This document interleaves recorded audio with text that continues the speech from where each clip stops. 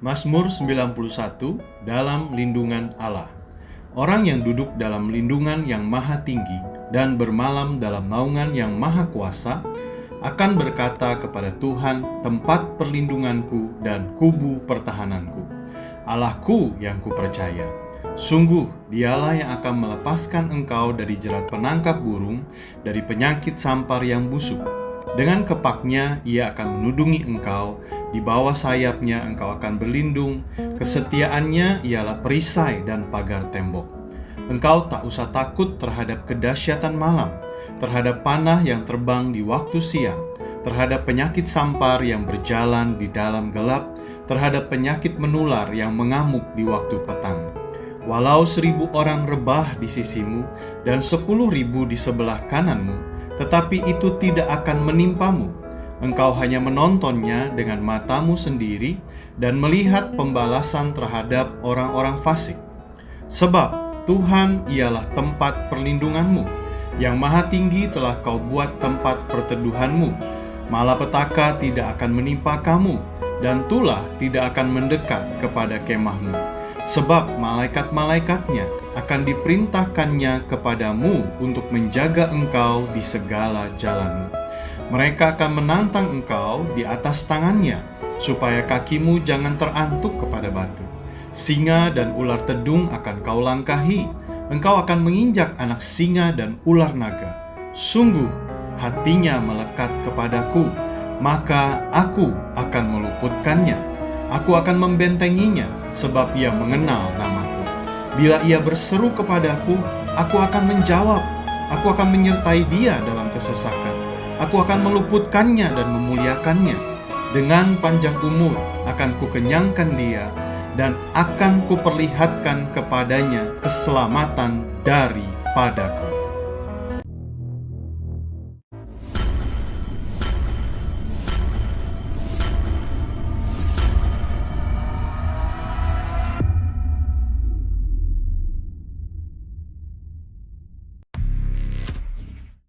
Shalom keluarga besar House of Joy, sangat senang dapat bertemu dalam ibadah online hari ini. Bagi yang baru pertama bergabung, kami mengucapkan selamat datang, welcome to the family. Sudah sangat lama kita tidak berjumpa dalam ibadah seperti biasanya. Tapi percayalah, dimanapun kita berada, hadirat Tuhan selalu ada bersama kita semua. Sebelum ibadah dimulai, ada beberapa panduan yang dapat saudara ikutin. Pastikan koneksi internet Anda terkoneksi dengan baik. Ekspresikan penyembahan pujian sebebas-bebasnya bersama keluarga di rumah. Terus ikuti pesan firman Tuhan yang akan disampaikan pada hari ini. Bagi yang siap menerima urapan Tuhan, mari kita bersatu dalam doa. Bapa dalam surga, terima kasih Tuhan untuk segala kebaikan-Mu Tuhan, penyertaan-Mu, lawatan-Mu Tuhan yang luar biasa untuk hidup kami Tuhan. Kami tahu Tuhan, kami ada sampai hari ini bukan karena hebat, bukan karena kuat kami Bapa, tapi kami percaya Tuhan, semua berasal daripada-Mu, kekuatan semua yang ada pada kami itu berasal daripada-Mu. Bapa, sebentar kami akan mengadakan ibadah online Tuhan, Kau urapi setiap pelayanan-pelayanan yang ada, worship leader, singer, dan semuanya Bapa. Dan kami serahkan semua ibadah kami dari awal hingga akhir Tuhan. Kami percaya Tuhan, Kau turut dalam ibadah kami Bapa, biar semua mendapat pengurapan yang luar biasa Tuhan. Terima kasih Tuhan, kami serahkan semuanya dalam kuasa tangan-Mu Tuhan. Inilah doa dan ucapan syukur kami Tuhan. Haleluya, amin. Selamat beribadah, Tuhan Yesus memberkati. Shalom saudara kasih dalam Tuhan, dimanapun Anda berada, kita bertemu lagi dalam ibadah House of Joy. Saya mengajak kita semua untuk bersuka cita bersama-sama pagi hari ini ya, amin.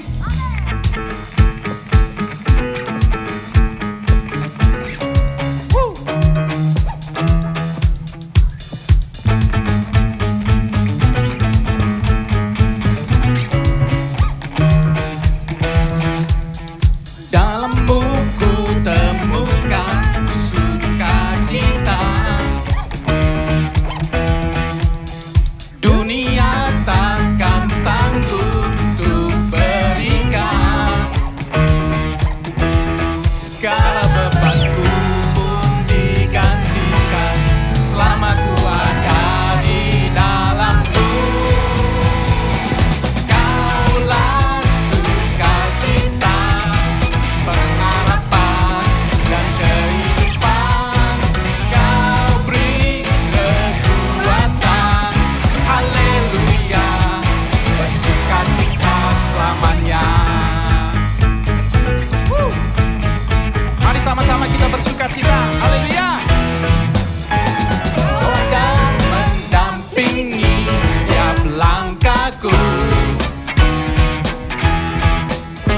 berikan kekuatan dengan roh-Mu.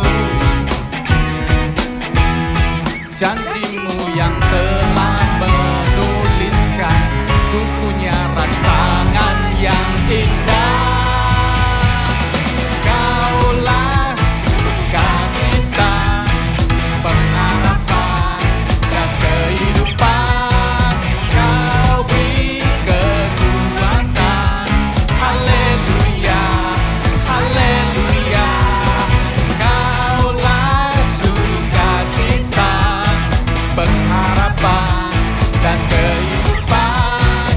Kau beri kekuatan. Haleluya. Kaulah sukacita, pengharapan dan kehidupan. Kau beri kekuatan.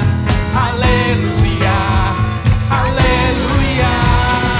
Kaulah sukacita, pengharapan dan kehidupan. Kau beri kekuatan. Haleluya, bersukacita. Haleluya, bersukacita. Haleluya, bersukacita selamanya. Woo! Woo! Haleluya! Haleluya! Pujian yang sangat luar biasa. Saya percaya semua pasti diberkati, urapan Tuhan pasti turun. Dan saatnya kita memberi yang terbaik melalui persembahan dan persepuluhan.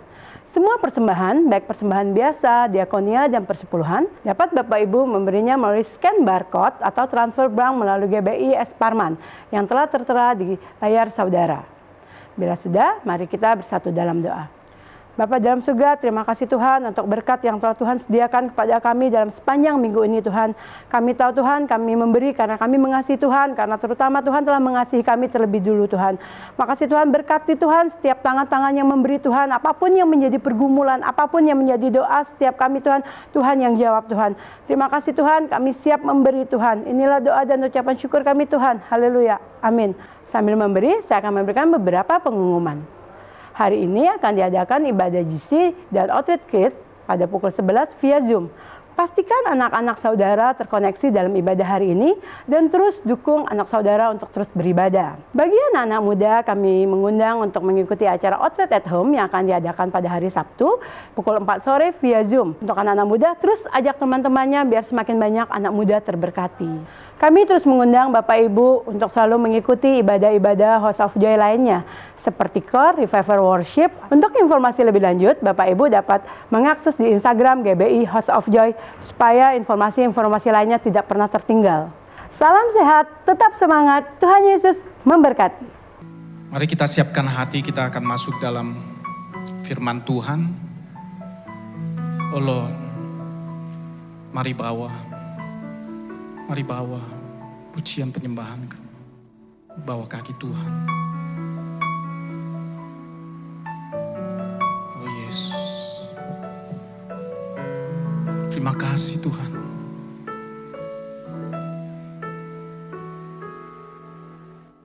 Bawaku ke gunung kudus-Mu, di tempat kediaman-Mu, biar kemuliaan melingkupi hidupku dan jiwaku kan dipuaskan. Hanya dekat-Mu itu yang ku perlu, Kau sumber penghiburanku, dan Kau yang ubahkan air mataku jadi lembah yang bermata air. Sebab itu ku memuji-Mu, Engkau Allahku, mulutku kan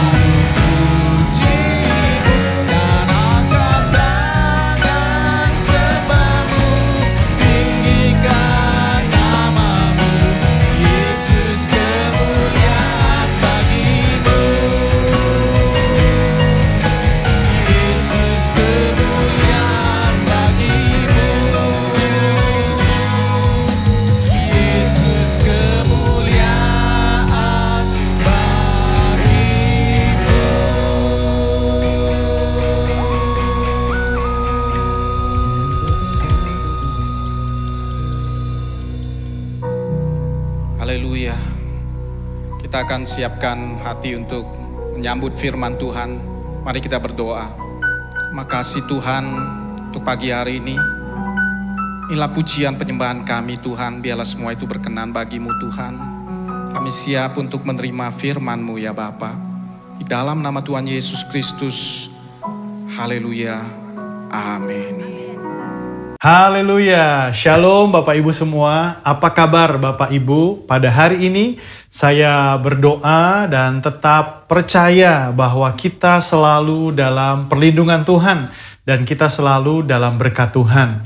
Minggu lalu Pastor Dieter sudah membagikan tentang kasih karunia dan saya percaya semua kita diberkati melalui pengajaran yang diajarkan oleh Pastor Dieter. Dan saudara, saya mau berdoa supaya saudara mengalami kasih karunia itu dalam kehidupan saudara.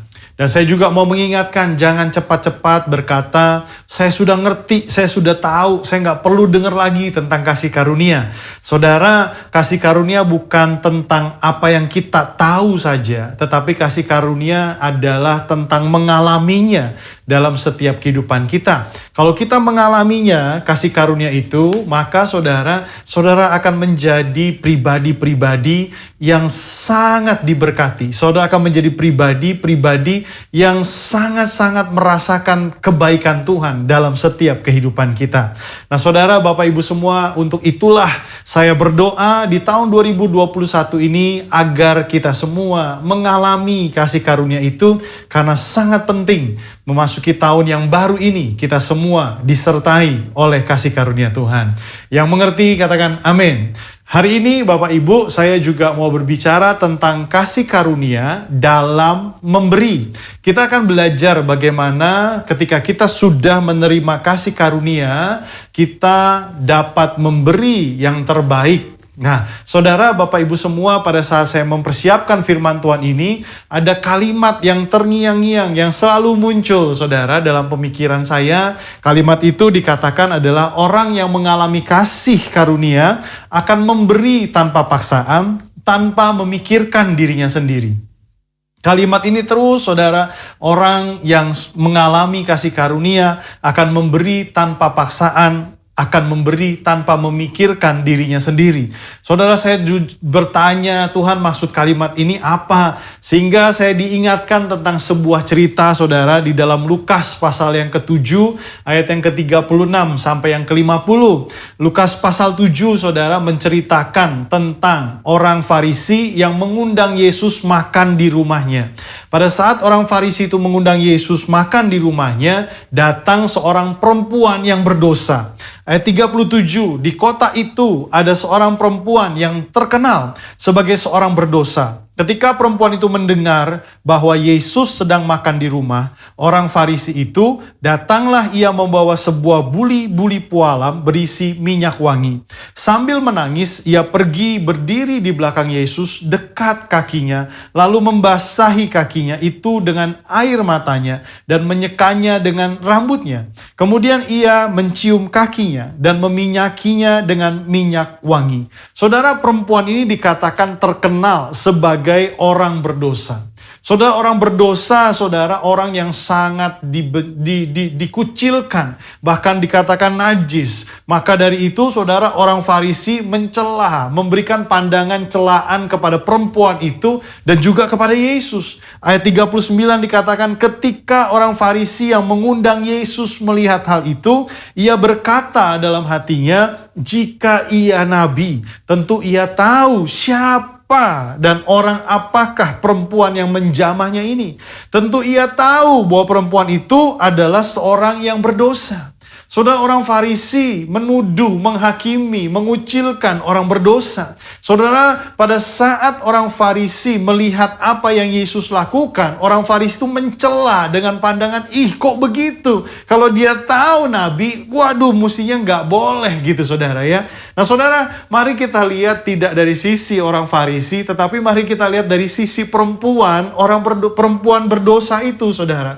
Saudara, perempuan berdosa ini tahu bahwa dia dikucilkan, dikucilkan. Tahu bahwa dia dibenci oleh orang Farisi. Tahu saudara pada saat dia mau datang ke rumah orang Farisi itu penuh tantangan. Harus menerobos. Bagaimana caranya dia mesti menerobos dirinya dia sendiri di antara orang yang mengucilkan dia. Di antara orang yang membenci dia. Ada resiko yang dia harus tanggung ketika dia mau datang ketemu Yesus di rumah orang Farisi. Tapi mungkin perempuan ini sudah mendengar banyak tentang Yesus. Perempuan ini sudah mendengar bagaimana Yesus sebagai sahabat orang berdosa. Banyak orang-orang berdosa yang sudah mengalami Yesus. Nah saudara, sehingga apa yang terjadi? Perempuan ini mungkin sudah mengalami Yesus, mengalami kebaikan, kasih karunia, cerita-cerita daripada orang lain. Mungkin hatinya sudah terjamah. Sehingga apa yang terjadi ketika tahu bahwa Yesus mau datang, perempuan ini mengambil resikonya saudara. Saya percaya, saya bayangkan saudara bagaimana perempuan ini di dalam perjalanannya, dia juga sudah bayangin nanti mau ketemu Yesus, saya mau bilang apa? Di hadapan semua orang yang mengucilkan saya, di hadapan semua orang yang mengatakan saya berdosa, di hadapan semua orang yang menghakimi saya perempuan orang berdosa. Tapi saya nggak peduli, saya cuma mau ketemu sama Yesus. Saudara, di jalan itu mungkin dia sudah memikirkan nanti saya mau peluk Yesus, saya mau urapi Yesus, saya mau sujud di kakinya. Dia udah pikir tentang itu. Mungkin sambil berjalan hatinya sudah bergelora, air matanya saudara itu sudah terbendung, saudara sudah tertahankan, sudah dibendung saudara. Sehingga yang dia mau lakukan adalah dia cuma mau tumpah, Tuhan aku orang berdosa, ampuni aku mau mengasihi Engkau. Nah saudara, singkat ceritanya saudara, dalam cerita yang saya bayangkan itu perempuan itu sampai di situ dan dikatakan saudara perempuan itu pergi ke belakang Yesus, di dekat kakinya dia kumpulkan air mata pertobatannya itu saudara selama dalam perjalanannya dia, kemudian dibasahi kakinya Yesus dengan air matanya dan dia menyeka dengan rambutnya dan dia cium kakinya Yesus, dia minyaki kakinya Yesus saudara dengan minyak wangi. Saudara, perempuan itu mengalami kasih daripada Tuhan Yesus yang membuka dirinya lebar-lebar, tidak menghakimi perempuan yang berdosa itu. Dia buka dirinya, dia terima wanita itu apa adanya, dalam dosa, keberadaan dosanya dia diterima apa adanya. Yesus berbeda dengan orang Farisi. Saudara, perempuan ini gak mikirin lagi tentang dirinya sendiri. Dia gak mikirin lagi tentang apa kata orang. Dia gak mikirin lagi penolakan dari orang-orang Farisi. Tetapi dia cuma mau memberi untuk Yesus. Kemudian di Lukas 7 itu diceritakan saudara, bahwa Yesus menceritakan ada dua orang yang berhutang, ayat ke-41, kepada seorang pelepas uang. Yang seorang 500 dinar, yang lain 50. Karena mereka tidak sanggup membayar, maka ia menghapuskan hutang kedua orang itu. Ditanya di situ sama Yesus, siapa di antara mereka yang terlebih mengasihi dia? Muridnya yang bernama Simon menjawab, aku kira dia yang paling banyak dihapuskan hutangnya. Kata Yesus kepadanya, betul pendapatmu itu. Saudara, Tuhan Yesus menceritakan ini, saudara, mengibaratkan antara orang Farisi dengan perempuan berdosa itu. Perempuan berdosa itu seperti orang yang hutangnya banyak sekali, tetapi orang Farisi ini merasa bahwa dirinya tidak punya hutang sama sekali. Tetapi perempuan berdosa itu merasa bahwa dia berhutang begitu banyak, saudara, sehingga apa? Sehingga dia ketika dia diampuni, saudara, dia yang paling berterima kasih tentang pengampunan yang Tuhan sudah berikan dalam kehidupannya dia.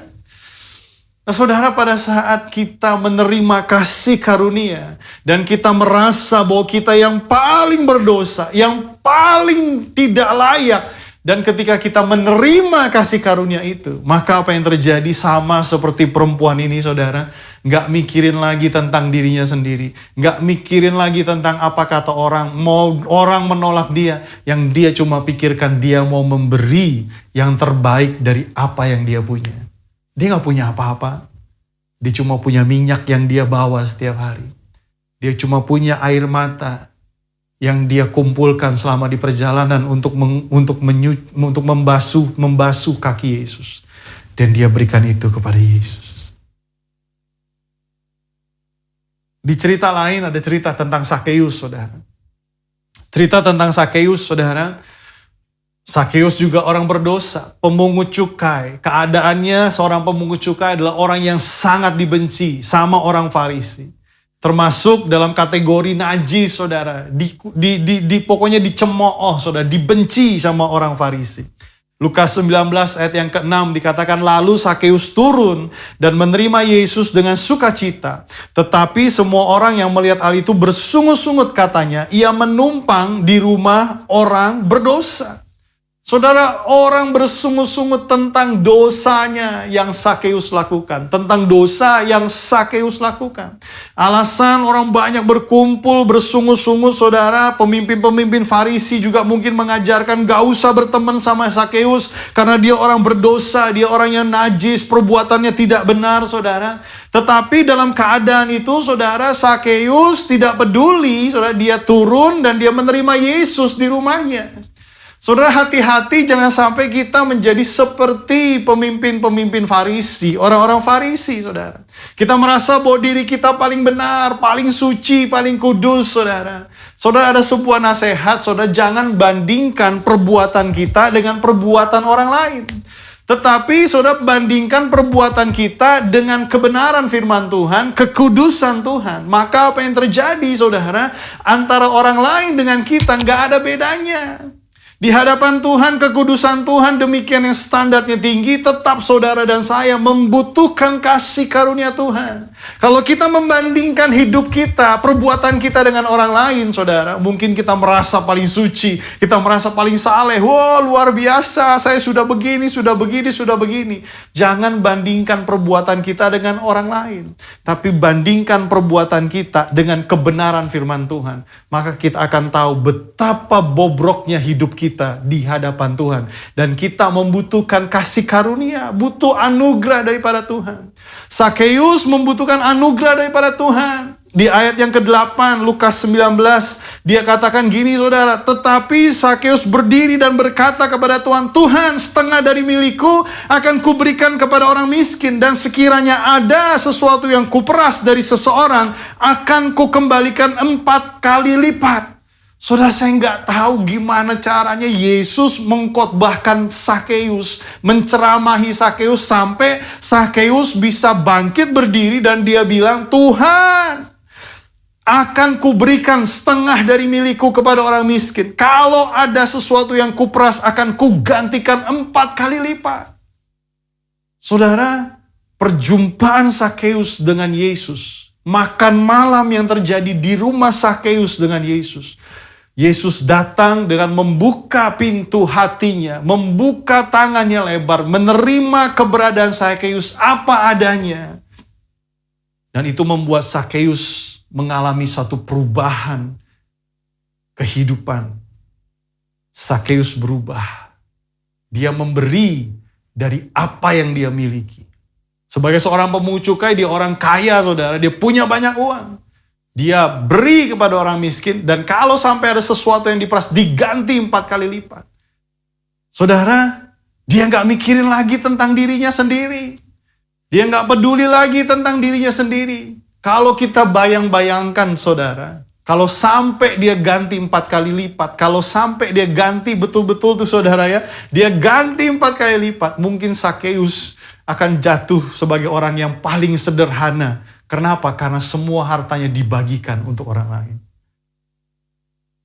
Saudara, di tengah perenungan kalimat orang yang mengalami kasih karunia akan memberi tanpa paksaan, akan memberi tanpa mementingkan diri sendiri. Cerita ini, saudara, dapat menggambarkan ketika perempuan orang berdosa, dia memberi tanpa mikirkan dirinya lagi. Dia memberi tanpa paksaan. Demikian juga Sakeus, saudara. Dia memberi tanpa paksaan. Dia memberi, saudara, dengan keadaan tidak punya apa-apa lagi. Dia beri semua. Yang mengerti katakan amin. Saudara, dalam kehidupan kita, di dalam pelayanan House of Joy, gereja Tuhan, saudara ada kadang ketemu dengan seorang pengusaha. Dan pengusaha ini juga menceritakan bagaimana hidupnya tidak seperti Dulu hidupnya tidak seperti sekarang. Dulu saudara dia dalam keadaan bangkrut. Dia bilang, Pak saya dalam keadaan bangkrut pada waktu itu. Udah bangkrut ketimpa tangga. Ada hutang-hutang. Tertipu oleh temannya dan kemudian hutangnya harus dia yang lunasi. Harusnya tanggung jawab bersama tetapi dia harus lunasi hutangnya. Sampai hari ini Pak saya harus melunasi hutang. Yang harusnya bukan saya yang tanggung. Dan di dalam pada saat saya bangkrut, saya udah ketimpa tangga, saya mencari Tuhan. Saudara pengusaha ini ketemu dengan Injil, dengan kabar baik, dengan kasih karunia. Dia ketemu dengan Yesus, saudara. Perlahan demi perlahan dia setia, dia cari Yesus, dia bersekutu, dia bergumul, dia bersekutu, saudara. Dan perlahan demi perlahan Tuhan bangkitkan kembali usahanya. Dan dia katakan, kalau saya bisa memberi hari ini, karena saya tahu apa yang saya miliki hari ini bukanlah karena usaha saya, tetapi karena kasih karunia yang Tuhan berikan. Bapak Ibu, dasar kita untuk memberi adalah ketika kasih karunia kita terima. Ketika anugerah yang daripada Yesus sudah kita terima dan kita sudah alami. Kita diampuni, dosa-dosa kita diampuni. Yesus mengangkat duka cita kita. Dia mengangkat beban hidup kita. Yesus memberikan dirinya, saudara. Yang tadinya dia kaya, dikatakan kaya jadi miskin. Supaya kita yang miskin jadi kaya dalam kasih karunia.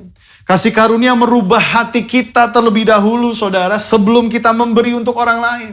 Kasih karunia mengubah hidup saudara terlebih dahulu sebelum saudara dapat mengubah hidup orang lain. Maka dari itu, saudara, saya berdoa supaya apa? Supaya di tahun ini, di awal dari tahun ini, saudara dan saya mengalami kasih karunia yang begitu limpah dalam kehidupanmu, supaya ketika engkau ada dalam kelemahan, ada dalam penderitaan, dalam kesusahan hidup, saudara diubah oleh kasih karunia itu, supaya saudara jadi lagi berkat untuk orang lain. Saudara, 2 Korintus 8, ayat yang ke-8 dan 9. Dikatakan, aku mengatakan hal itu bukan sebagai perintah, melainkan dengan menunjukkan usaha orang-orang lain untuk membantu. Aku mau menguji keikhlasan kasih kamu, karena kamu telah mengenal kasih karunia Tuhan kita Yesus Kristus. Bahwa ia yang oleh karena kamu menjadi miskin, sekalipun ia kaya, supaya kamu menjadi kaya oleh karena kemiskinannya.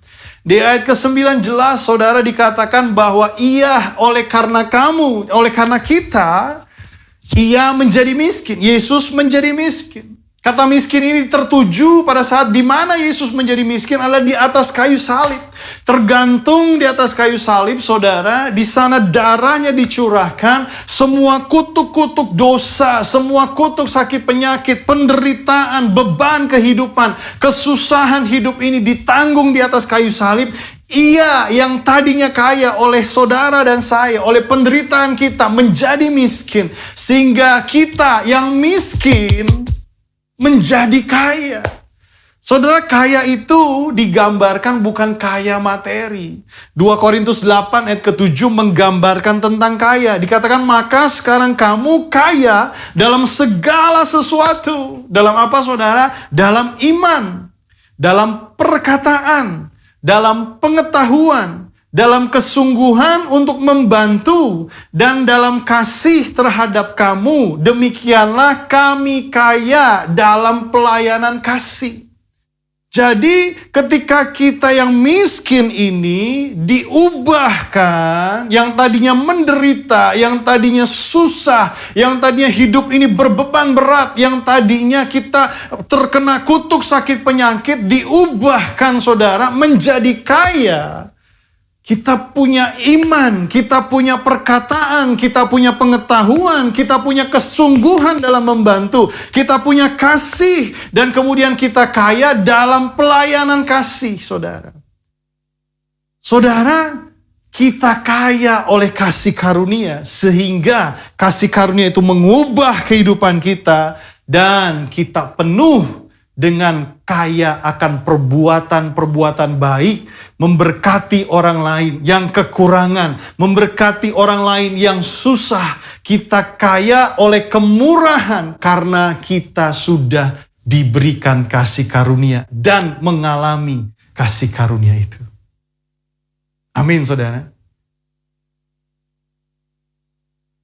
Kasih karunia mengubah hati saudara terlebih dahulu sebelum saudara memberi untuk orang lain. Kasih karunia mengubah hati saudara terlebih dahulu, hidup saudara terlebih dahulu sebelum saudara memberi kepada gerejanya. Kasih karunia mengubah hati saudara, hidup saudara terlebih dahulu sebelum saudara memberi untuk Tuhan melalui gerejanya. Amin, saudara. Saudara, kita akan belajar yang kedua dari jemaat Makedonia. Kita akan belajar bagaimana memberi adalah buah dari kasih karunia. Di dalam 2 Korintus 8 ayat yang pertama. Saudara-saudara, kami hendak memberitahukan kepada kamu tentang kasih karunia yang dianugerahkan kepada jemaat-jemaat Makedonia. Saudara, di ayat pertama ini, Paulus menceritakan, memberitahukan tentang kasih karunia yang dianugerahkan. Jadi, jemaat-jemaat Makedonia ini menerima, mengalami kasih karunia. Dan apa yang dialami oleh jemaat Makedonia ini lagi disaksikan oleh Paulus kepada jemaat di Korintus. Kalau kita lihat dalam Roma 15 ayat ke-26, dikatakan gini, sebab Makedonia dan Akaya telah mengambil keputusan untuk menyumbang sesuatu kepada orang-orang miskin di antara orang-orang kudus di Yerusalem. Jadi Makedonia, jemaatnya menerima, mengalami kasih karunia. Dan ketika mereka mengalami kasih karunia, buahnya adalah mereka dapat memberi, mau membantu, menyumbangkan menyumbangkan apa yang mereka punya untuk pelayanan yang di Yerusalem pada saat itu mengalami kesusahan. Paulus lagi menceritakan tentang jemaat Makedonia kepada jemaat yang ada di Korintus. Nah, kita dapat melihat jemaat Makedonia ini yang memberi murah hati itu, saudara. Di ayat kedua dikatakan, selagi dicobai dengan berat dalam berbagai penderitaan, sukacita mereka meluap, dan meskipun mereka sangat miskin, namun mereka kaya dalam kemurahan. Kita pikirnya tadi, saudara, jemaat Makedonia terima kasih karunia, ini jemaat orang-orang kaya semua. Makanya mereka mau bantu kesusahan di Yerusalem, jemaat Yerusalem. Enggak, ternyata ayat kedua catat jemaat Makedonia ini dikatakan sangat miskin dan dicobai dengan cobaan yang berat, berbagai penderitaan. Kata miskin di situ kalau dalam bahasa aslinya ptokos, saudara. Kalau bahasa Indonesia tuh melarat. Bukan cuma miskin, tapi melarat, saudara. Miskin banget. Dicobai oleh berbagai penderitaan. Tetapi saudara, walaupun keadaannya dia melarat, dicobai di penderitaan, tapi mereka kaya akan kemurahan. Paulus puji itu dan kasih tahu kepada jemaat di Korintus, orang Makedonia walaupun mereka sangat miskin, melarat, dicobai oleh berbagai pencobaan, penderitaan, tetapi mereka kaya akan kemurahan, mereka mau memberi. Untuk siapa? Untuk jemaat yang lagi susah di Yerusalem. Nah, saudara, dalam sebuah buku ada yang berkata, Corin U. Wells. Pak Corin ini berkata, engkau tidak harus kaya untuk menjadi dermawan. Jika ia mempunyai semangat kedermawanan yang benar, seorang miskin bisa memberi seperti seorang pangeran. Demikianlah jemaat Makedonia. Mereka tidak kaya untuk menjadi dermawan. Tetapi pada saat mereka memberi dalam keberadaan mereka. Pada saat mereka tidak ada. Mereka miskin, tapi mereka ngerti bahwa saya yang sudah menerima kasih karunia, memberi. Saudara, dia disebut pangeran. Dia disebut sebagai orang yang kaya akan kemurahan. Nah, saudara, kita mau belajar supaya saudara dan saya untuk menjadi seperti jemaat Makedonia. Kita ini adalah orang-orang yang sudah menerima kasih karunia. Walaupun kita dalam keadaan yang sulit di tahun pandemi ini, 2021, iya kita sulit. Tetapi saudara, dalam kesulitan penderitaan kita bisa mencontoh jemaat Makedonia. Kita memberi dalam kemurahan, dalam kebaikan. Amin, saudara. Nah, saudara, jemaat Makedonia, saudara, di ayat yang ketiga, 2 Korintus 8 ayat ketiga, aku bersaksi bahwa mereka telah memberikan menurut kemampuan mereka, bahkan melampaui kemampuan mereka. Wow. Saudara, mereka miskin, melarat, tapi mereka dapat memberi menurut kemampuan mereka. Bahkan, ada kata bahkan di situ, melampaui kemampuan mereka. Seorang Adam Clark berkata, saudara, melampaui kemampuan mereka itu artinya mengorbankan kebutuhan pokok mereka. Jadi mengorbankan apa yang penting, kepentingan mereka diri sendiri. Kebutuhan pokoknya mereka nggak peduli, yang penting kita bantu orang lain dulu deh. Itu jemaat Makedonia, saudara. Memberi menurut kemampuan mereka, melampaui kemampuan mereka. Saudara, kita tidak dipaksa untuk memberi melampaui kemampuan mereka. Kalau saudara mendapatkan pernyataan iman, saudara mendapatkan pernyataan iman bahwa saudara harus memberi melampaui kemampuanmu, lakukan. Tetapi firman ini mengatakan memberi menurut kemampuan mereka. Bukan besar dan kecil ternyata tentang pemberian, tetapi apa yang kita punya. Kita dapat memberi karena hati kita yang kaya. Bukan jumlah uangnya, tetapi hati kita yang kaya untuk memberi bagi orang lain. 2 Korintus 8 ayat 4 dikatakan, dengan kerelaan sendiri mereka meminta dan mendesak kepada kami supaya mereka juga boleh beroleh kasih karunia untuk mengambil bagian dalam pelayanan kepada orang-orang kudus. Bayangkan, saudara, miskin melarat, tetapi di sini dikatakan dengan kerelaan sendiri mereka minta, mendesak. Ini bukan digembar-gemborkan, ayo nyumbang untuk Yerusalem, ayo nyumbang. Enggak, saudara. Tetapi ini jemaatnya sendiri yang mendesak, saya mau nabur nih, bantu, saya mau. Mereka mendesak, saudara. Dengan kerelaan, bukan dengan paksaan. Dengan kerelaan mereka mau menabur, membantu kesusahan orang lain. 2 Korintus 8 ayat 5 katakan mereka memberi lebih banyak daripada yang kami harapkan. Luar biasa, saudara ya. Mereka memberi lebih banyak daripada yang kami harapkan. Mereka memberikan diri mereka pertama-tama kepada Allah. Kemudian karena kehendak Allah juga kepada kami. Saudara, mereka memberi lebih banyak. Saudara, ketika jemaat Makedonia mengalami kasih karunia, buah yang mereka alami, apa yang mereka dapatkan dari Kristus, kaya akan rohani, kaya akan kemurahan, kaya akan berkat, kaya akan kebaikan. Saudara, buahnya adalah mereka dapat memberi dengan antusias, dengan kerelaan, melampaui kemampuan, dengan kemampuan mereka. Saudara, mari kita belajar seperti jemaat Makedonia, yang walaupun dalam keadaan yang sangat miskin, melarat, tetapi dia kaya akan kebaikan Tuhan, akan kemurahan Tuhan. Saya rindu supaya kita semua juga kaya akan kemurahan Tuhan. Hati kita penuh dengan anugerah Tuhan, sehingga kita dapat membantu, memberi untuk orang lain, untuk kita dapat menjadi berkat. Amin, saudara. Karena memberi bukan bicara tentang jumlah, tapi memberi berbicara tentang hati kita yang memberi dengan kerelaannya. Tapi saudara, kita juga harus ingat, kenapa kita belajar bersama-sama ini?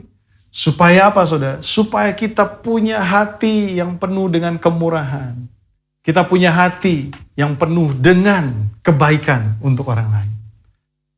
Amin. Nah, saudara, jadi apa yang kita pelajari hari ini?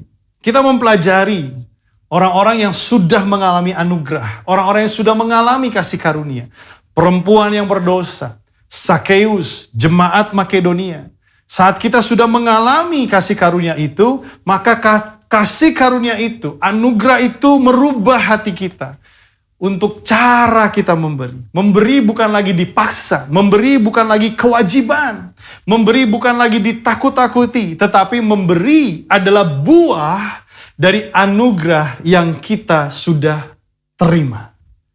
Kita belajar dari cara memberi jemaat Makedonia yang melarat, miskin. Maka saudara, dalam situasi pandemi ini bukan halangan untuk kita tidak memberi bagi Tuhan. Bukan halangan untuk kita berkata, Tuhan saya juga perlu. Bukan saudara. Bukan soal jumlah, tetapi soal hati. Maka saudara, apa yang kita belajar? Memberilah yang terbaik. Jangan tunggu kaya baru kita bisa jadi berkat untuk orang lain. Tetapi dalam keadaan apapun, mari kita memberi. Memberilah dengan semangat, dengan antusias, bukan dipaksa-paksa, tapi memberilah dengan kemampuan. Bahkan jika saudara mendapatkan pernyataan untuk memberi melampaui kemampuanmu, berilah yang terbaik. Lakukanlah dan memberilah dengan kerelaan. Maka firman-Nya berkata, pemberianmu akan diterima. Amin, saudara. Nah, saudara, kita belajar hari ini sesuatu yang sangat dalam tentang kasih karunia. Dan kedalaman kasih karunia itu mengubah cara kita memberi kepada Tuhan. Yang mengerti katakan amin. Bapak Ibu, Billy Graham berkata, kita diberkati dua tangan. Satu tangan digunakan untuk menerima, dan tangan yang satu digunakan untuk memberi. Kita bukanlah tangki air yang dibuat untuk menampung, tetapi kita adalah saluran untuk mengalirkan berkat Tuhan. Saudara, saat satu tangan menerima, satu tangan memberi. Kita bukan tangki air yang menampung air, tetapi kita adalah saluran yang menyalurkan air tersebut. Ada cara memberi, saudara, yang perlu dipaksa, yang perlu diingatkan, tetapi ada orang-orang yang cara memberinya tidak perlu dipaksa, tidak perlu diingatkan. Tapi karena dia tahu, sudah mengalami kasih karunia itu, maka dia memberi untuk Tuhan. Amin, Bapak Ibu. Nah, Bapak Ibu, minggu depan memasuki bulan kedua dari Februari. Minggu depan adalah bulan persembahan yang terbaik, yang kita anggap sebagai yang sulung di tahun 2021. Maka saudara, di minggu depan kita akan berdoa bersama-sama, persiapkan persembahan yang terbaik, yang sulung di tahun 2021 ini. Kita berdoa, kita minta sama Tuhan, dan kita tahu ketika kita memberi saudara, berkat Tuhan akan dikembalikan dalam setiap kehidupan kita. Siapkan persembahan saudara, beri yang terbaik, dan dengan kasih karunia yang kita sudah terima, mari saudara, berilah yang terbaik untuk Tuhan. Yang mengerti sampai sini katakan amin. Karena setiap pemberian saudara akan digunakan untuk memberkati orang banyak, untuk memberkati gerejanya, untuk memberkati orang-orang yang lebih susah dalam setiap kehidupan yang ada di sekitar kita. Mari kita sama-sama berdoa dan kita tundukkan kepala. Tuhan, hamba-Mu telah selesai membagikan firman Tuhan, kasih karunia dalam memberi. Hamba-Mu berdoa agar Roh Kudus memberikan pengertian lebih dalam tentang firman ini. Ajar kami semua menjadi seperti Kristus yang memberi segala-galanya untuk kami yang berdosa. Sehingga kami yang miskin ini menjadi kaya akan kebajikan, akan kebaikan Tuhan, akan kemurahan. Dalam situasi pandemi ini tidak menghalangi kami untuk kami memberi untuk Engkau, untuk kami juga menjadi berkat bagi orang-orang yang lebih sulit daripada kami. Tuhan, kami mau memberkati orang-orang yang kekurangan, kami mau memberkati orang-orang yang kesulitan. Hari ini hamba-Mu berdoa Bapa, biarlah Engkau tuntun jemaat-Mu untuk mempersiapkan pemberian yang terbaik, yang sulung di tahun 2021 ini, dengan antusias, dengan kemampuan mereka, dengan hati yang rela. Saat ini Tuhan, aku berdoa berterima kasih untuk segala berkat yang Tuhan sudah berikan untuk jemaat-Mu House of Joy. Sekali lagi saya mengajak untuk Bapak Ibu, mari persiapkan yang terbaik. Dan kami percaya, Tuhan, hamba-Mu berdoa pada saat ini hamba-Mu telah selesai membagikan firman Tuhan. Kasih karunia dalam memberi, hamba-Mu berdoa Tuhan, agar Roh Kudus memberikan pengertian lebih dalam tentang firman ini. Ajar kami untuk menjadi seperti Engkau yang sudah memberi dalam segala-galanya untuk kami semua. Sehingga kami yang miskin ini, yang berdosa menjadi kaya akan kemurahan, akan kebajikan. Dalam situasi ini, hamba-Mu berdoa Tuhan, situasi pandemi ini Tuhan tidak menjadi halangan untuk kami memberi yang terbaik untuk Engkau. Karena kami percaya Engkau sudah memberkati kami. Hari ini hamba-Mu berdoa Tuhan, tuntun jemaat-Mu untuk mempersiapkan persembahan terbaik yang sulung di tahun 2021. Aku berdoa biarlah kami semua mempersiapkan hati kami juga untuk memberi dengan antusias, dengan semangat, dengan kemampuan kami, dengan kerelaan dari hati kami. Terima kasih ya Bapa. Sekali lagi berkati jemaat-Mu hanya di dalam nama Tuhan Yesus Kristus. Haleluya. Katakan sama-sama. Amin. Saudara, Bapak Ibu semua, sekali lagi mari persiapkan yang terbaik, saudara. Yang sulung di tahun 2021, minggu depan menjadi minggu untuk kita berdoa bersama-sama. Tetapi selama bulan Februari ini, mari saudara jadikan bulan pemberian persembahan yang terbaik.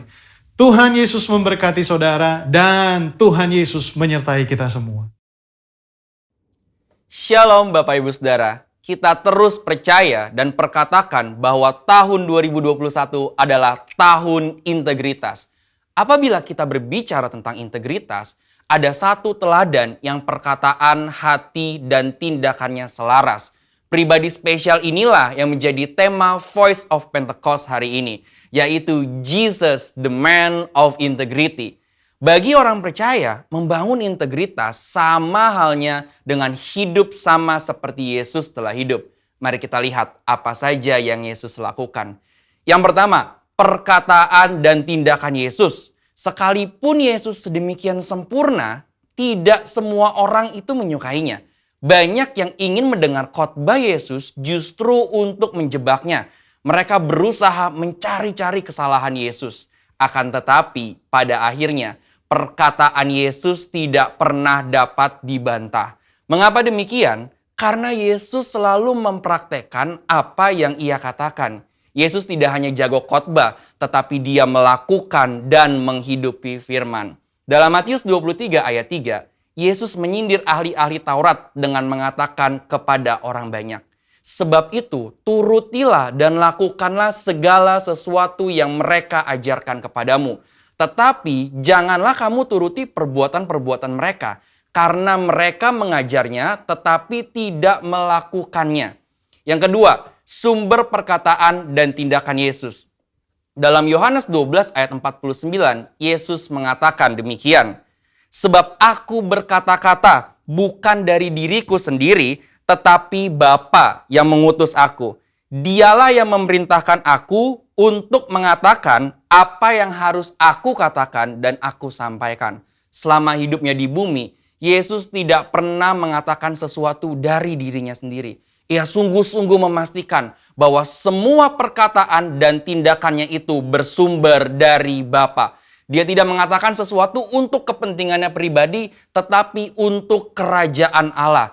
Yesus juga selalu memastikan bahwa semua yang Dia lakukan sesuai dengan kehendak Bapa. Dengan cara demikian, Yesus sungguh-sungguh menjaga integritasnya. Yang ketiga, aplikasi perkataan dan tindakan Yesus. Kita sudah melihat bagaimana Yesus sungguh-sungguh menjadi man of integrity. Di dalam Alkitab, ada beberapa tindakan Yesus dalam mengaplikasikan kehidupan yang berintegritas. Pertama, ketika menghadapi pencobaan, Yesus menolak untuk mengubah batu menjadi roti. Bukan masalah sanggup atau tidak sanggup, tetapi karena ini adalah rencana iblis. Ingat saudara, Yesus hanya mau melakukan kehendak Bapa. Kedua, menghadapi yang membutuhkan. Yesus tidak membeda-bedakan orang ketika memberikan pertolongan. Ketika ada seorang perempuan non-Yahudi yang memohon dengan sangat agar anaknya disembuhkan, Yesus tetap memberi pertolongan. Ketiga, menghadapi yang menjebak. Sepanjang perjalanan pelayanan Yesus sering dibanjiri dengan pertanyaan-pertanyaan jebakan. Tetapi Yesus selalu dapat menjawab dengan sangat tepat. Hal ini terjadi karena Yesus sungguh-sungguh berkata-kata hanya dari Bapa. Keempat, menghadapi yang berdosa. Ketika Yesus disalib, ia masih sempat berdoa dengan tulus kepada Bapa, sesuai dengan apa yang dia ajarkan selama ini mengenai pengampunan. Doanya, "Ya Bapa, ampunilah mereka sebab mereka tidak tahu apa yang mereka perbuat." Ini berarti Yesus tetap memegang integritasnya bahwa pengampunan tersedia bagi semua orang yang meminta ampun, sekalipun bagi mereka yang menyalibkan Yesus. Bapak Ibu Saudara, integritas adalah sesuatu yang dibangun. Oleh sebab itu, sesuai dengan visi yang Tuhan sudah beri bagi gereja kita, mari sepanjang tahun ini kita membangun integritas dengan cara hidup seperti Yesus telah hidup. Saudara, untuk penjelasan lebih lengkapnya dari tim teologi kami, silakan membuka link yang ada di atas atau scan QR Code yang tersedia. Salam integritas. Tuhan Yesus memberkati. Baik Bapak Ibu, kita sudah selesai dan kita sebentar lagi ingin mengakhiri ibadah kita pada hari ini. Mari satukan hati, kita berdoa dan biarlah kita juga menerima berkat yang terbaik daripada Tuhan. Mari tundukkan kepala, kita berdoa. Bapa di surga, terima kasih untuk hari ini. Engkau baik untuk kami sudah mendengar firman-Mu dan biarlah firman-Mu menjadi kekuatan dan kami dapat mengaplikasikannya, dapat melakukannya dalam setiap kehidupan kami. Kami bersepakat berdoa juga untuk Indonesia. Mari biarlah Tuhan bawa keluar Indonesia dalam situasi pandemi ini.